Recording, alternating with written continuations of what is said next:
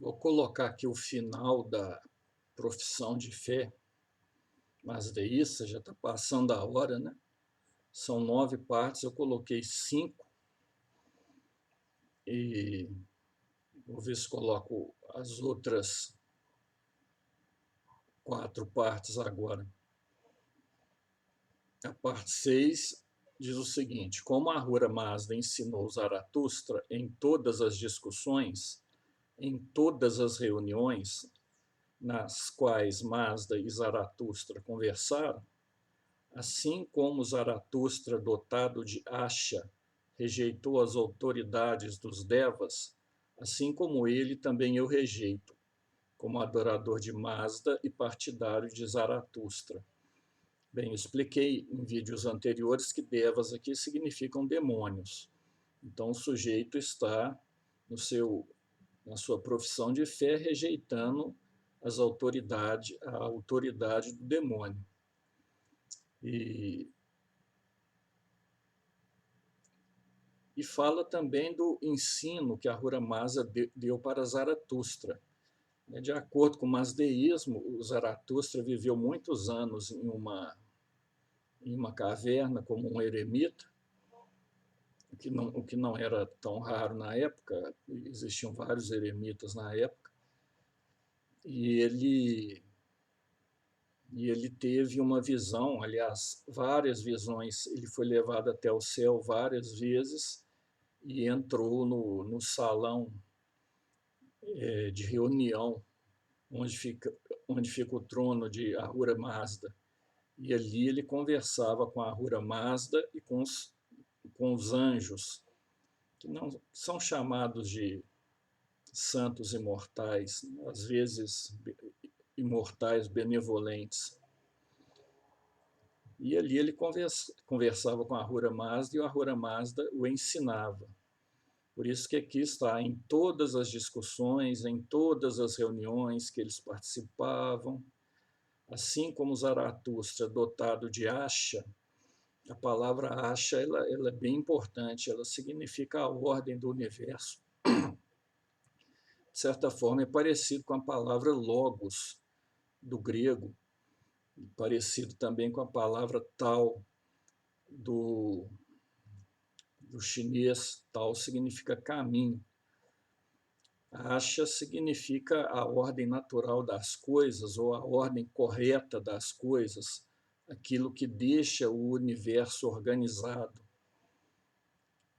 Então, Zaratustra estava dotado de Asha, ele estava dotado desse logos estruturante do universo. É interessante pensar assim, comparar com o cristianismo, quando se diz que Cristo, o Logos, se fez carne e habitou entre nós.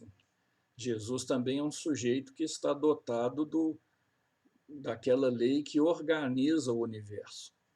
A diferença é que Jesus, no cristianismo, ele é o próprio Logos, é o Logos em forma de homem. Aqui Zaratustra está dotado de Asha, que seria o caminho correto. Né? Isso aí é uma comparação apenas que eu estou fazendo, porque comparar culturas é sempre complicado, porque tem muitas semelhanças, mas também muitas diferenças. Mas eu creio que ajuda um pouco a entender o significado da palavra. Depois, o ponto 7.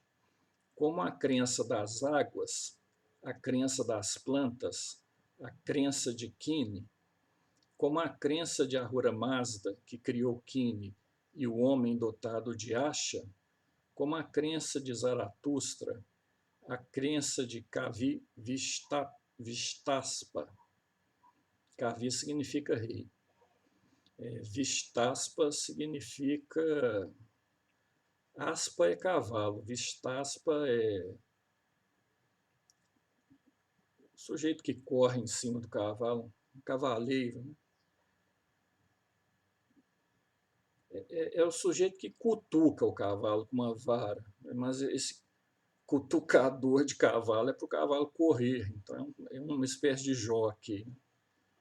o, o rei Vistaspa, que havia rei, como eu falei, o rei Vistaspa ele adotou a família do Zaratustra, protegeu a família do Zaratustra,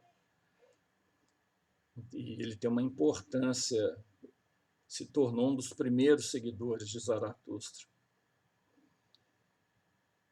Em seguida vem a crença de Frashaostra, que era o sogro de Zaratustra. E esse aí foi o primeiro discípulo de Zaratustra. A ostra é uma variação de aspa, né, que também quer dizer cavalo, mas é um tipo de cavalo diferente. E Frash significa forte. E é bom observar o significado dessas palavras, porque assim a gente percebe como que estamos no meio de uma cultura nômade. E Zaratustra viveu um período em que a cultura nômade não tinha ainda se tornado a cultura sedentária, mas convivia com uma cultura sedentária. E havia conflitos entre essas duas culturas, a cultura nômade e a cultura sedentária. E esse conflito aparece muito nos Gathas. Isso acontece em todas as culturas. Para dar um exemplo, na Bíblia, né, Caim matou Abel. Abel apresenta um animal para ser sacrificado a Deus. Ou seja, ele era um pastor, ele era um nômade. Já Caim, isso Abel, né? Caim já apresenta frutos, porque ele era agricultor. E o conflito aparece nesse momento, em que o Caim mata o Abel, Deus o castiga e tem uma frase bíblica interessante: o Caim se torna o pai da civilização.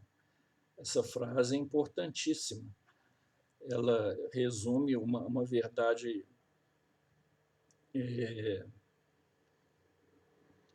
histórica e antropológica. Uma verdade antropológica que vai ser melhor conhecida no século XX. Depois diz também, de acordo com a crença de Jamaspa, que é cavalo fraco, primeiro-ministro do reino, como a crença de Saoshyant, que significa Salvador, cumprindo o destino e dotado de Asha, sou um adorador de Mazda, desta crença e ensinamento.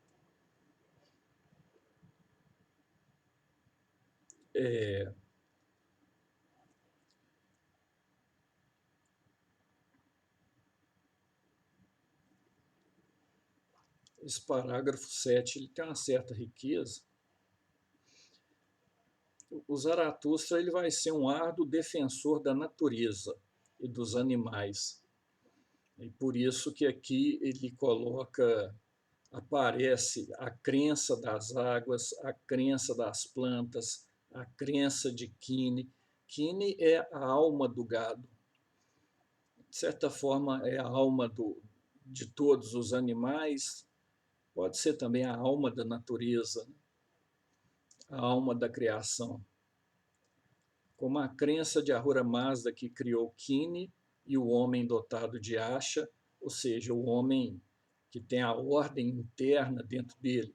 É um homem com juízo, um homem santo, um homem que está no caminho certo.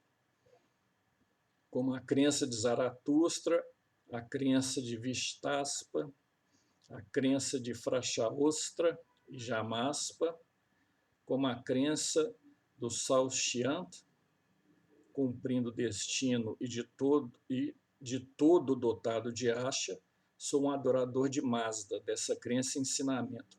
Agora veja o que ele fala do Salvador, né? Saoshyant, cumprindo o destino e dotado dotado de Asha. Tem que tirar. Tem uma parte errada aqui, deixa eu tirar esse dia aqui. Cumprindo o destino e dotado de Asha. O Salvador de acordo com Zaratustra, nasceria a oeste da Pérsia. Por coincidência, a oeste da Pérsia fica a terra de Israel. E no Evangelho de Mateus, magos, astrólogos vão visitar o rei Herodes quando eles veem a estrela de um novo rei. Isso porque os persas acreditavam que o Salvador seria rei, filho de um rei, nasceria a oeste da Pérsia, e os sacerdotes masdeístas eram chamados de magos e também eram astrólogos. Eu acho que o evangelista Mateus quis colocar Jesus como sendo este Salvador prometido por Zaratustra. Mas eu não tenho... Bem, eu acredito nisso, eu acredito que ele quis fazer isso, mas do ponto de vista dos estudos acadêmicos, essa tese, essa hipótese já esteve em alta, depois ela começou a ser descartada e atualmente voltou a ser acreditada, mas creio que por poucas pessoas, poucos estudiosos. Eu ainda não sei como que está o status dessa hipótese nos dias atuais. Versículo 8. Professo ser um adorador de Mazda, um seguidor de Zaratustra. Tendo jurado e professado isso, eu me comprometo com um bom pensamento, a boa palavra e a boa ação. Esses três termos são cruciais no mazdeísmo. É quase que o tema, a palavra-chave do movimento, né? Bom pensamento, boa palavra e boa ação. É mais do que um lema, é um tema para meditação e uma certa forma de carregar essas palavras o tempo inteiro na mente, para poder sempre estar pensando bem, porque assim a pessoa sempre vai falar o que está correto e dessa forma sempre vai agir de forma correta. Então é um tema para meditação e para ser praticado no dia a dia. É importantíssimo essas três expressões: bom pensamento, boa palavra e boa ação. E por fim, eu me comprometo com a religião mazdeísta. Mazdaiasniana seria a pronúncia mais correta, né? Mas vamos deixar mazdeísta mesmo. Com a religião mazdeísta, que faz com que o ataque seja adiado e que as armas sejam destruídas. Ou seja, uma religião de paz, ou que pelo menos tenta encontrar a paz de toda forma.